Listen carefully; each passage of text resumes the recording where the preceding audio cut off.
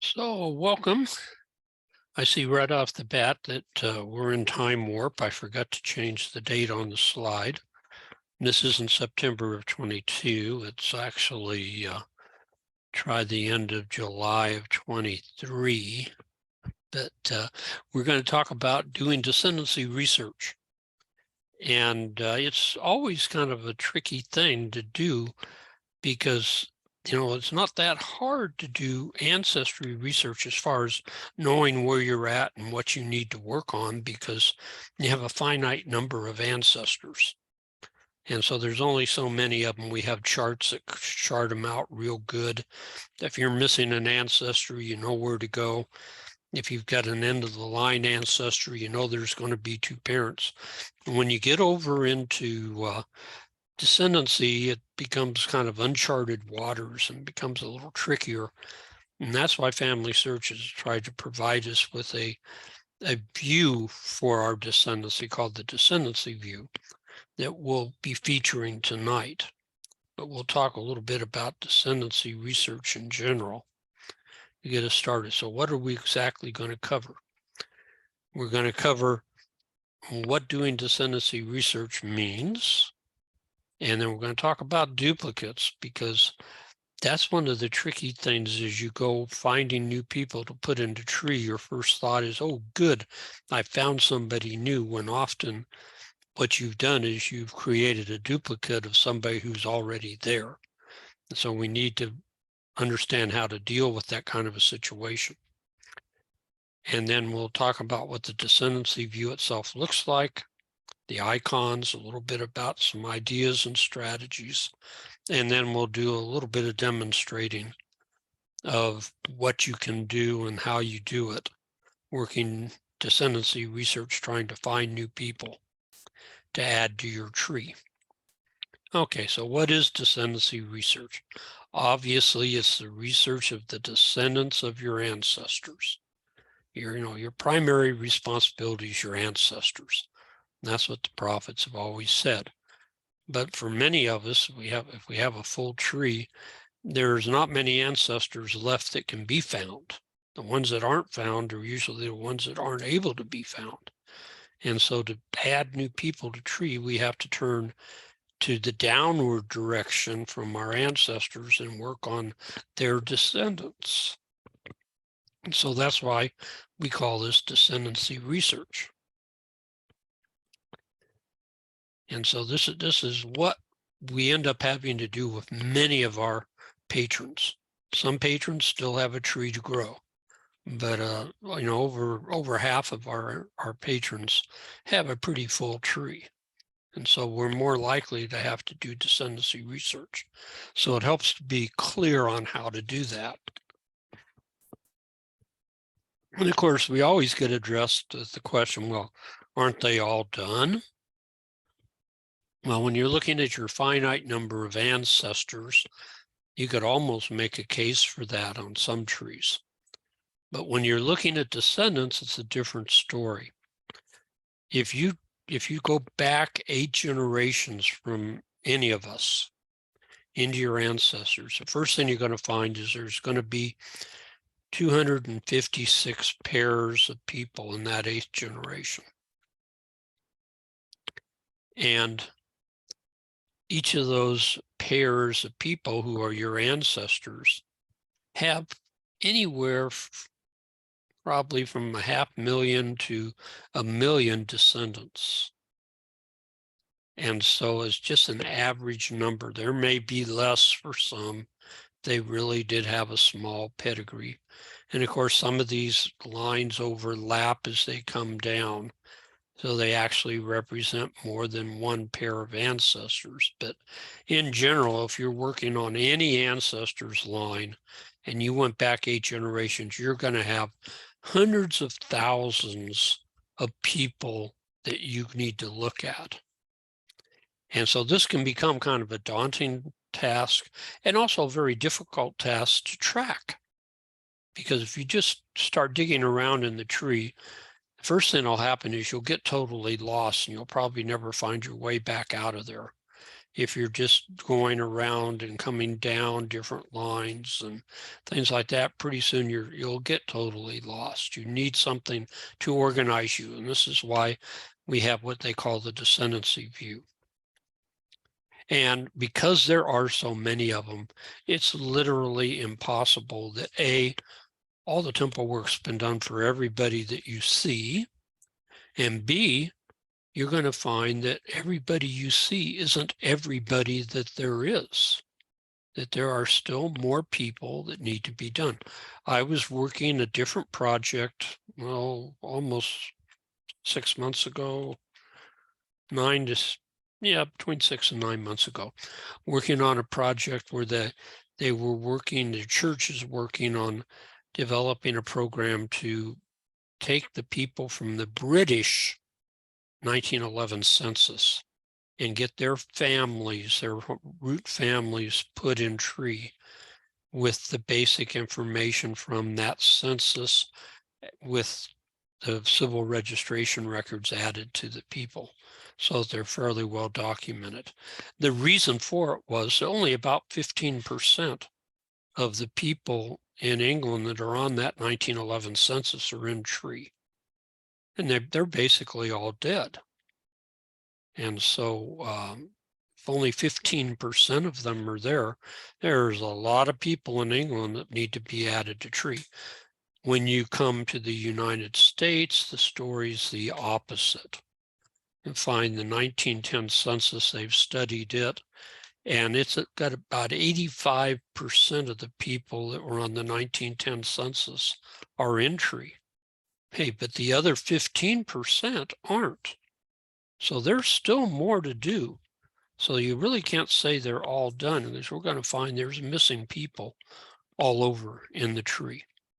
Not as many here in America, but there's still a lot of them.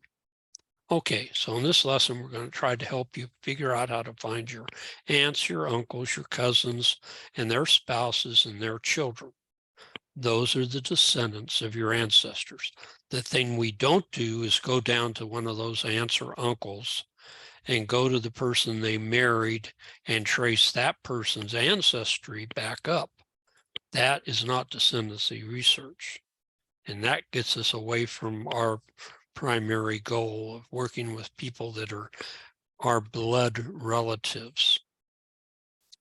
Okay, now the issue of duplicates. And why do we bring that up?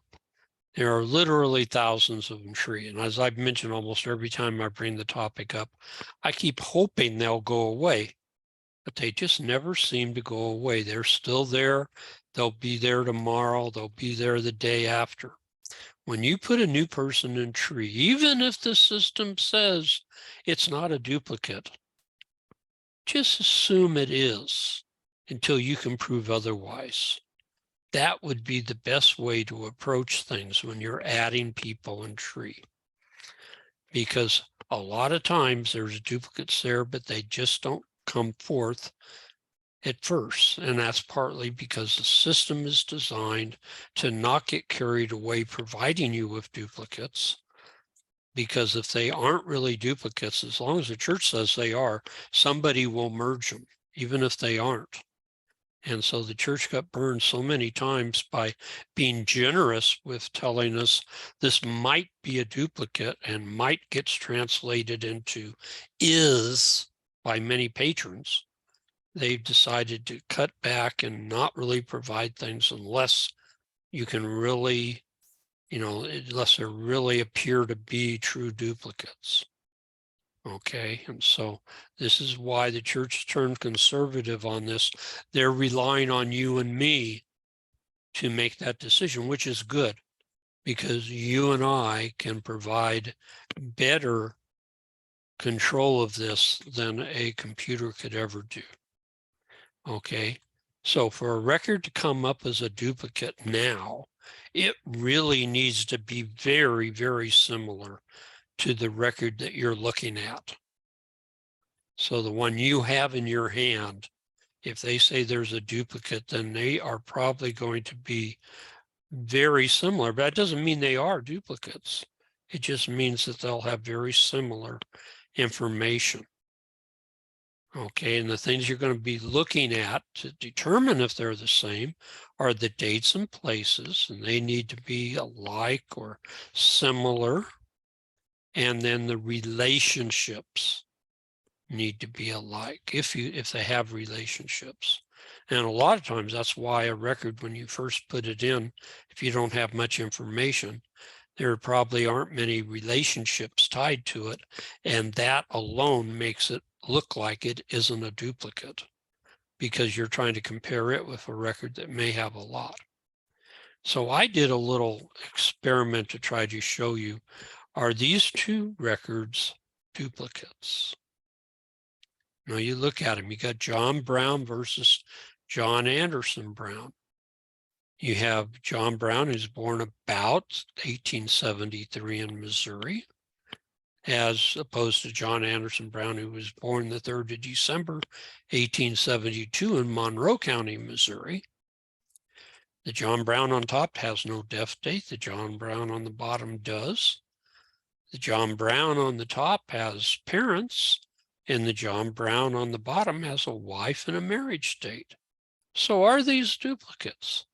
There's no way FamilySearch would ever tell you that these two people are the same person, because virtually on everything on here, there are variations. You have full dates versus partial dates. You have dates versus nothing. You have a name versus a name with a middle name. You have parents attached to one, a husband or a wife attached to the other. In fact, what I did is I just took some of John Anderson Brown's information off of his record and created that one for John Brown on top. They're absolutely the same people. But see, the system would never figure that out. And so that's why you and I are needed, because our extensive knowledge and abilities to reason beyond what a computer can do will allow us to hopefully come up with a good answer that, yes, they are the same person. By digging around a little bit, we can find out, like for the John Brown on top, who he may be married or when he died. Or we can find out for the John Brown on the bottom, the name of his parents. And then once we've made those connections, we say, oh, they're the same. So my thoughts on duplicates again. The more information you can put on a record, the better chance you have of matching it with a duplicate that's out there. So try to put more than one source on a record. Adopt the attitude that the record probably has a duplicate unless you can't find one. That's probably the single most important thing to do when you're thinking duplicates, is just take that attitude that you're going to find a duplicate. And then if you don't, then fine, that doesn't have one. And the bottom line is, what we're after is to try to assure that there's only one record for each person and tree. That's our whole goal in life. And so, if we're working hard at that, everything will work out. I know when we're doing descendancy research and we're members of the church, we're probably trying to find names for the temple. And it's frustrating because if you're finding duplicates, you think you're probably eliminating temple work opportunities. So you might be surprised as you work with that, and we'll show you that tonight. Okay, so let's look at the descendancy view itself. Okay, to find it, when you go into tree to your pedigree, you have many options. There's the landscape view, the portrait view, the fan chart view, the first ancestor view, and then there's the descendancy view. So once you have a person that you've identified as the person you want to start with, put them in their pedigree and set it to their descendancy. And once you've done that by clicking on descendancy, you go to those little lines with the bubbles on them and click on them, and it'll give you an opportunity to set that descendancy view for as many generations as you want. It will go up to 4. And that may not seem like much, but that often becomes quite a long list. In fact, in some families, there'll be so many descendants, the system won't actually be able to generate the whole descendancy in that one fell swoop. You'll be able to grow it by hand, but it won't be able to generate it if there's just too many people. The other thing you want to do is you want to watch what you have clicked. Now, of course, if we're LDS and we're looking for temple work, we're going to want to have temple ordinances clicked so we can see the ordinance status for the people. I like to see the record hints, the little blue boxes, because that's a big clue in helping me do descendancy research. I want to see the data problems. And on mine, the pictures are going to be kind of out of date. They're going to be orangey looking. Now they're the kind of a red exclamation point. And I want to be able to see the spouses. So I want to be able to see if there's a spouse for a person in the descendancy without having to open something up to find out. What I don't want to see is I don't want to see the portraits. You click portraits, and yeah, that's cute, but even if the person doesn't have a portrait, puts an icon in there, and it makes this list go forever because it makes a space between every person to accommodate the pictures. And so for me, doing research and descendancy work, I don't need the pictures showing. And I just don't add the research suggestions right now. I'm doing my own research work. So I leave portraits and research suggestions unclicked and click everything else. Okay, and that's found underneath the little toggles that they have there. I don't know what they're called. Honestly, I've forgotten. Okay, first off, we have the temple icons, and we have green, which means there's ordinances that you can do. They may already be reserved. There's multiple greens. You may see dark blue, which means they're in progress. Someone has reserved them, or you have reserved them. And so they'll be marked as in progress, especially if they've been printed. Orange means they need more information. That's one I like to look for, because that often is very easy to fix and will often turn the person green. And then gray means they're completed or they're not needed for like little children. Okay, the record hint ones are your best friends. You see one box for a person. If you click on it, it'll show you how many hints there are. Sometimes there's a whole list of them. Sometimes it's just one. Just remember, they're hints. They're not guaranteed, but they're usually pretty much spot on. Occasionally, you're going to find one that doesn't apply to the person, but the vast majority of them will. Just beware. Okay, data problems, they're easy to fix sometimes. Sometimes they're more complex and might require some research. You know, it might be like a child born before the parents were born or something like that. That might take some real work. Other times they're just very simple little things. Sometimes it's just a typo, or they forgot to enter any information about, say, birth. And if you can find them on a census, you now have a birth record for them. Things like that. Sometimes when you're working, especially when you're doing the ordinance side of it, you'll click on a person and you'll see that it says possible duplicates.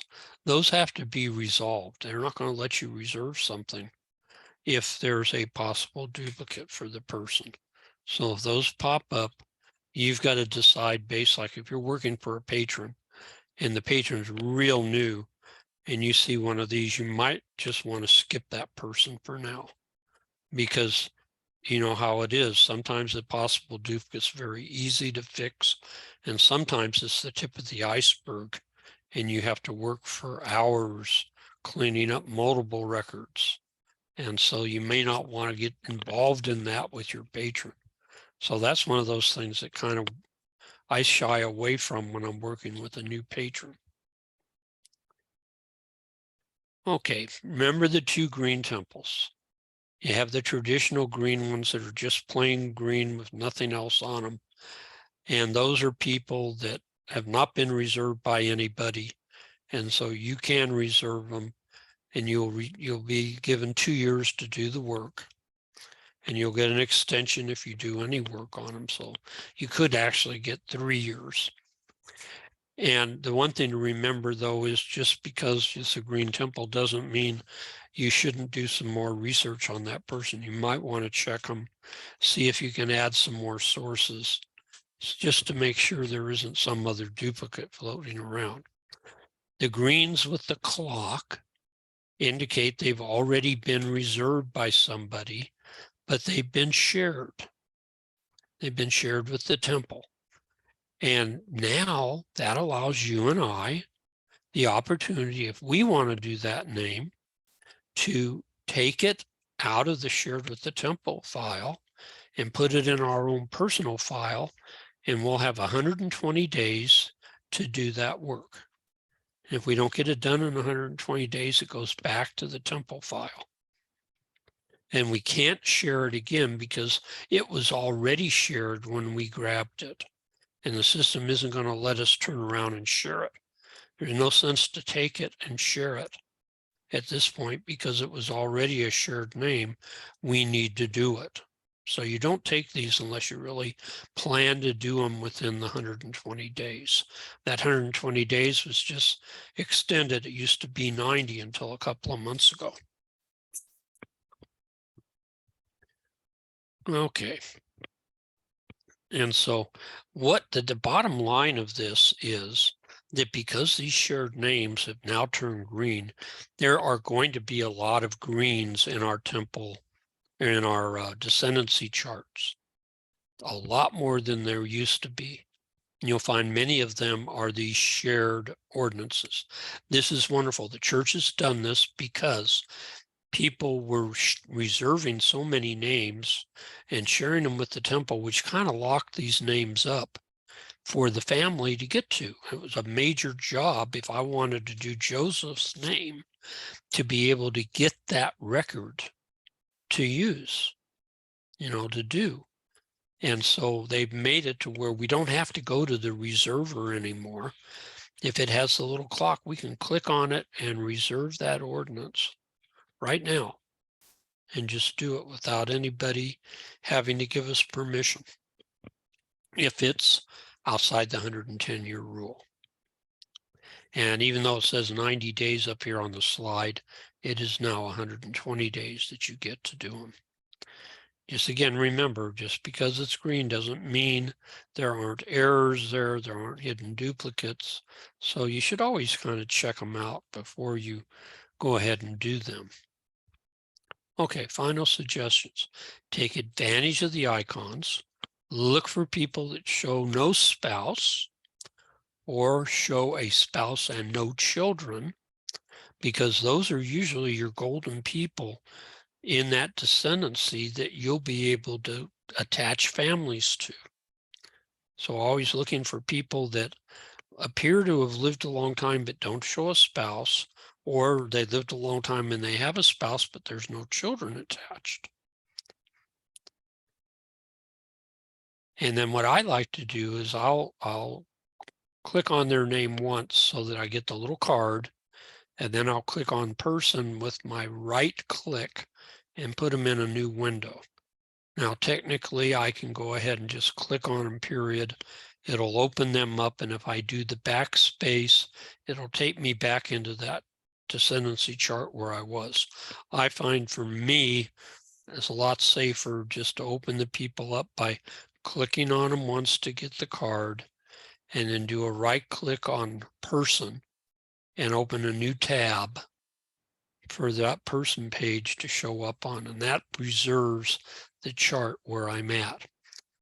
Work all the hints because that's what they're there for. And then work this chart in sequence. You're going to have a chart that's going to start with your starting person and all their descendants. There's a top of the chart, there's a bottom of the chart. pick one end or the other and work from it to the other end. Be sequential so you don't miss things. What I personally like to do is, my philosophy is this. Most people will start at the top and work down. So Bob goes to the bottom and works up, because I find less people persevere to the end. And so I go down to the bottom because the bottom often is less worked than the top. And you'd be surprised how often that actually happens. But be sequential.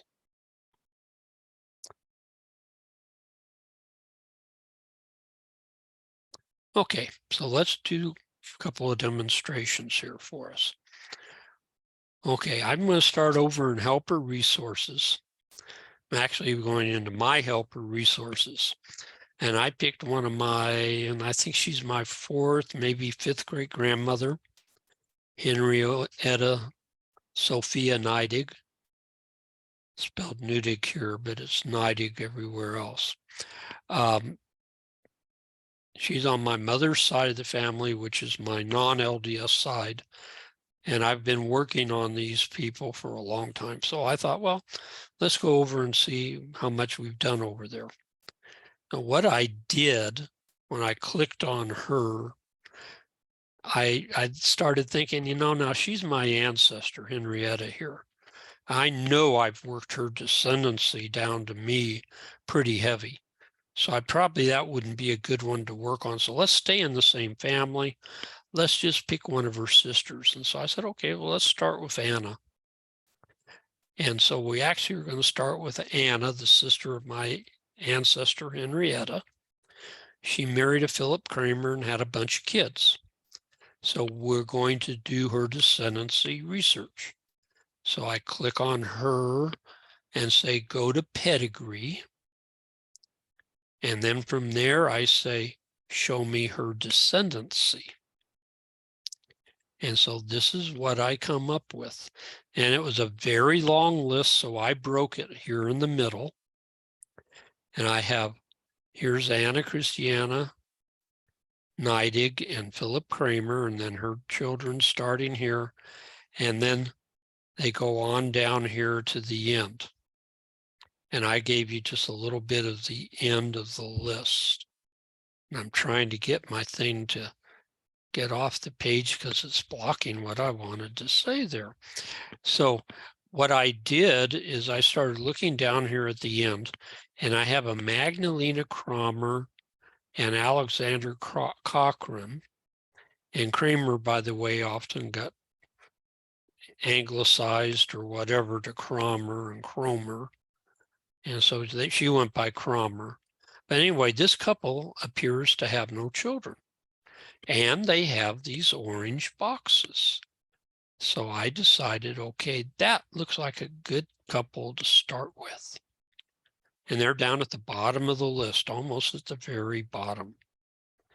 And so I pulled them up in tree. I'm not going to show you all the steps, but there was a possible merge there. So I had to do a couple of merges. And when I got done, I had a family of Alexander and Mary Magdalene Kramer, or Kramer now, after the merges, with one child showing. And I thought, well, one child's often kind of strange.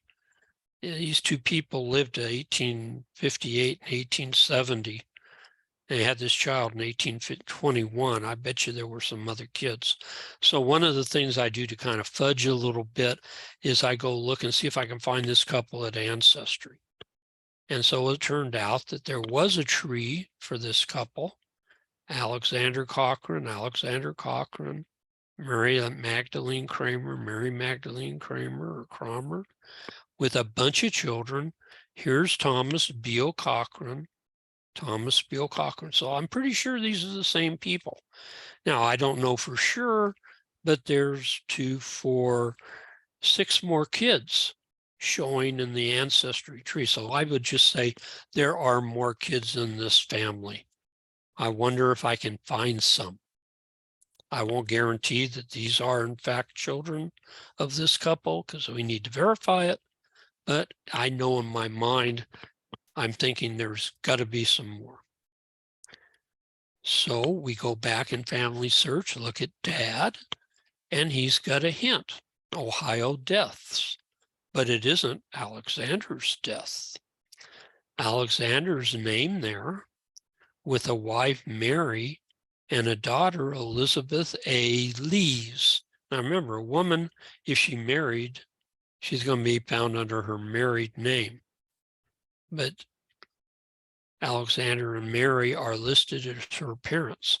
And just for your information, if we go back over here, Elizabeth Ann is down here with no dates or anything, but there is an Elizabeth Ann named in that family. Okay, and this gives us her death date, death place, the fact that she's married, her birth date and birthplace. So we have all this information for her that we can put her into tree. So since this is a source, we'll go ahead and click source that record.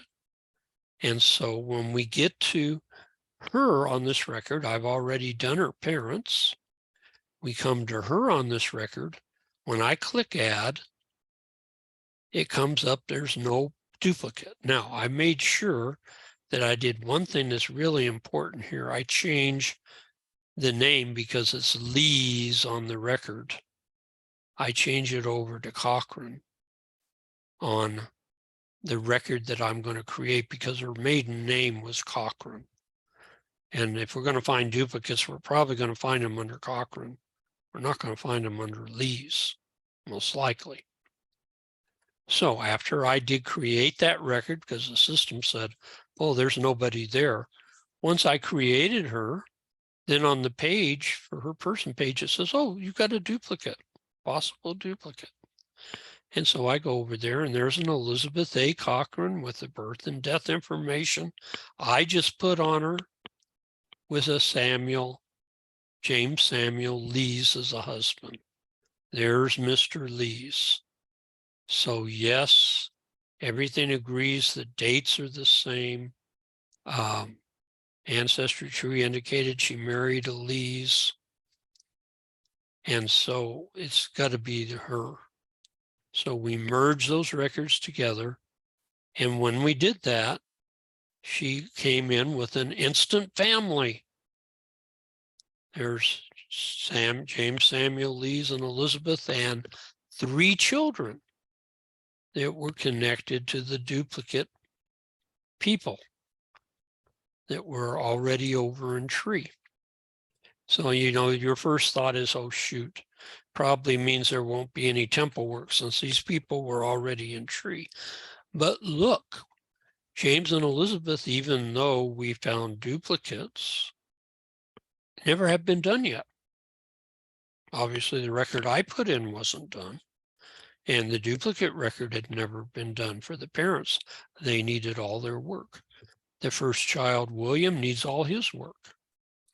The second child, Mary, just needed to be sealed to her parents, but she still needed that. And Sarah, the last child, is the only person that was done. So even by having to do merging, it didn't really affect much in the way of temple work that needed to be done, because most of these people, even after the merging, still needed temple work, and that's very common. Okay, so here's another situation I have on a descendancy chart. I think it's in that same descendancy chart, and Nancy Hufford. And Nancy has an orange icon needing more information. Here's an 1880 census. She doesn't have any birth or death information right now. If this is in fact her on that 1880 census, that will get us information on her. And find out that she's in the home of a Bunnell family, even though her last name is Hufford, because she's adopted. So the census helps solve that issue about why her last name is different than the parents, because she was adopted and apparently they left her with her real maiden name. on the census. And so after we add just the year and the state from the census, it turns her green. So from being yellow, she's now a green. And of course, I wouldn't want to do her at this point. I would not want to reserve her and do the temple work yet. I'd want to find some more information on her to see if we can find more data. But at this point, it indicates that she may be needing temple work.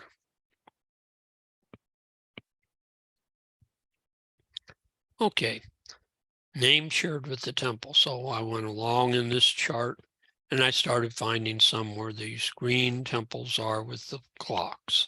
And just remember, somebody else has reserved it. When you go over and click on the actual box, it'll bring up the full record and you can see who it is that reserved it. And you can see when they reserved it, how long it's been shared. And so remember that if you take them, you get 120 days and you can't share them again.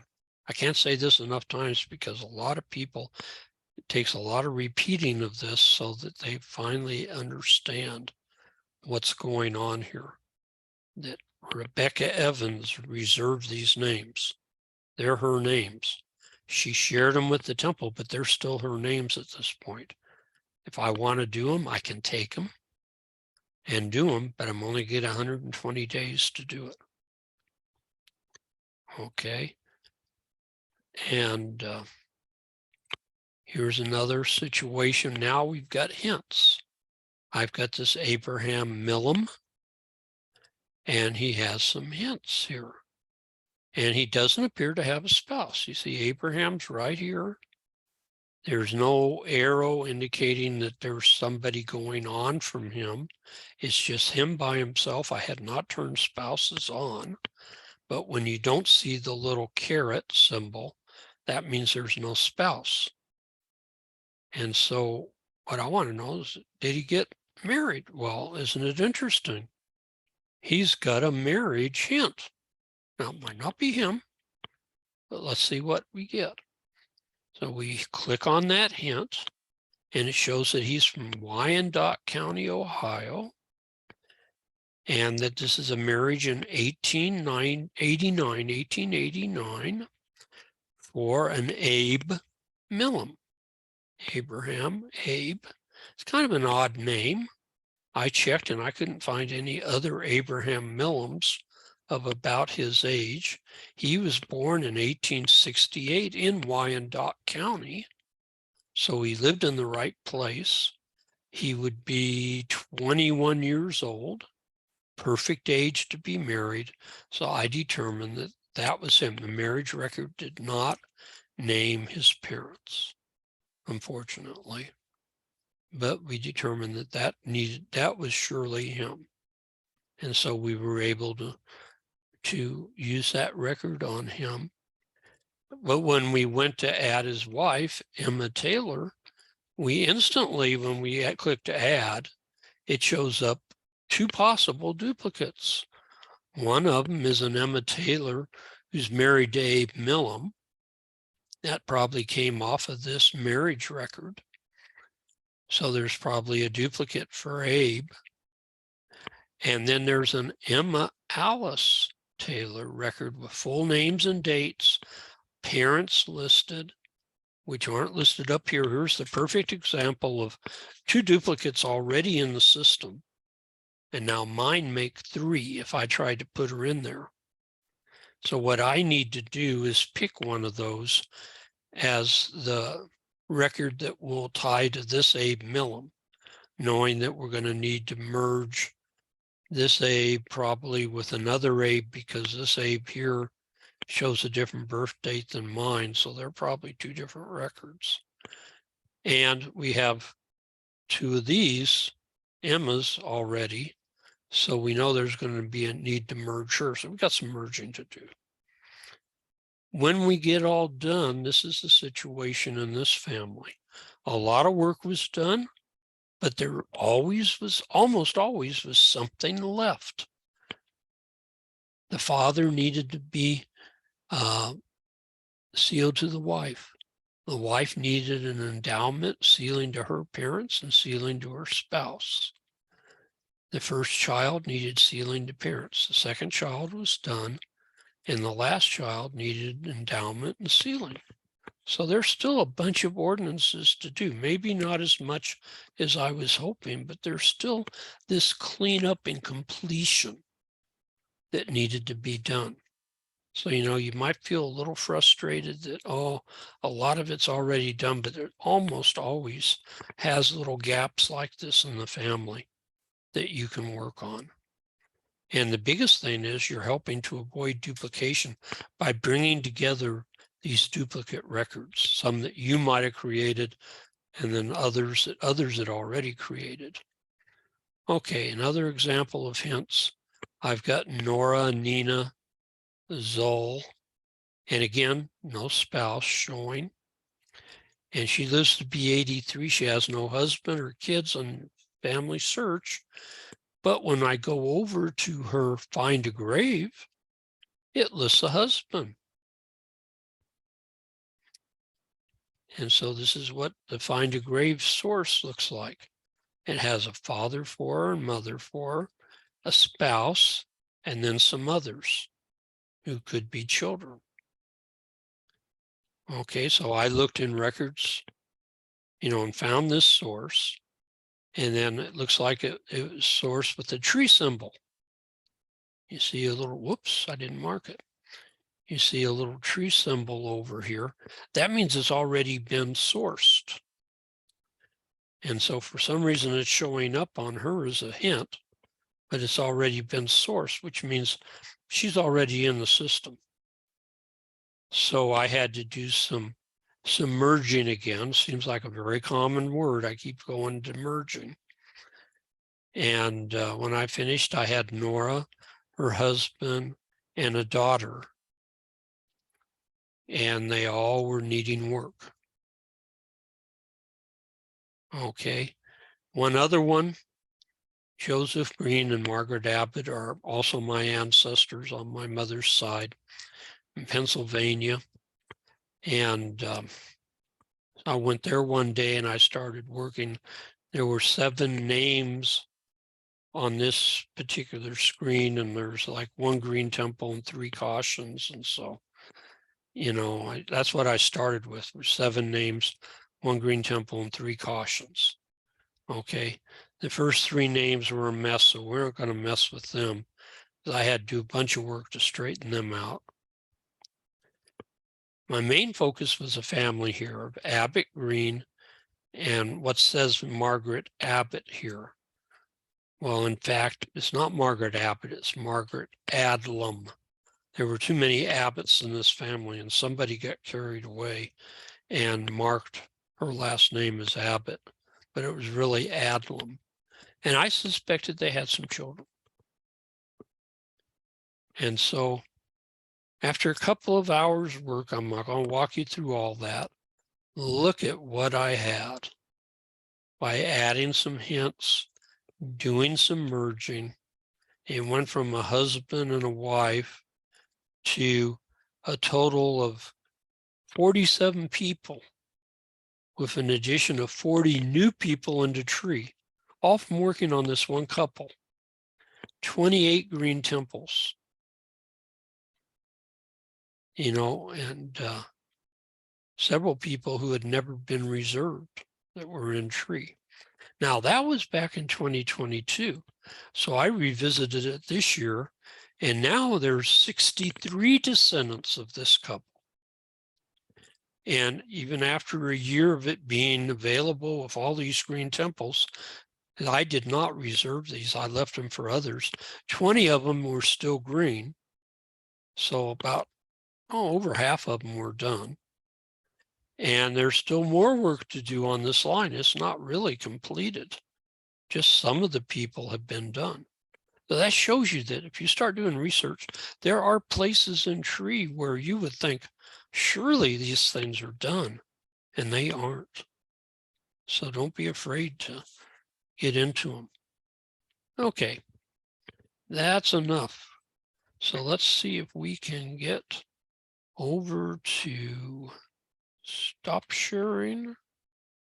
And whoops, I don't want to end the meeting. Stop the recording.